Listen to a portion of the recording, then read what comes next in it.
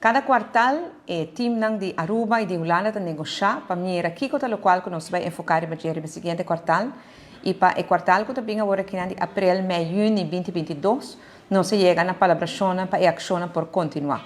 O lance paquete está consistido de 8 áreas, não está tudo 8 também enfocar no quartal que também, pero sim é para mim área que se chama financial beheer, manejo financeiro, tem roupa e ação para tomar no quartal aqui na.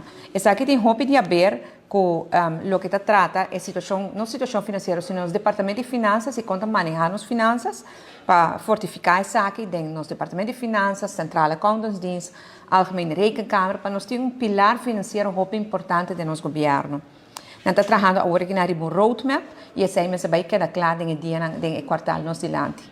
Outro aspecto é o aspecto financeiro, quando está ponendo atenção no budget, nos manejo de um subsídio.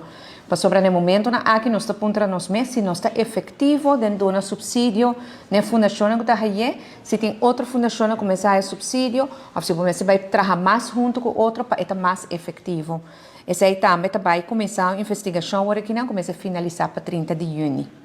Essa aí é para mim, essa área de lance paquete. É de duas áreas. Tá gasto e efetividade do setor público. E essa aqui está concentrada em duas, vamos dizer, partes. Um é o aspecto de personal e o gasto de personal, e outro trata digitalização do governo. Para o que trata gasto de personal, mais tanto, atenção, é quartal que vai bem aqui, tá?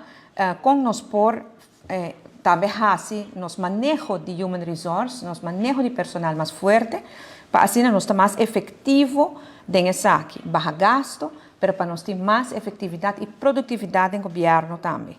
Lo vai fazer também investigação, comparação de salário, que é benefício primário, mas também benefício secundário do governo, e também vai ter uma investigação que vai tomar lugar no setor semipúblico, pois é entidade que está agora subsidiada do governo ou companhia estatal. Para mim, sei como vai vir com mais efetividade e outra um roadmap para o budget também. E para o que é parte de digitalização, esse também vai pôr atenção no quartal aqui com o projeto de e-government.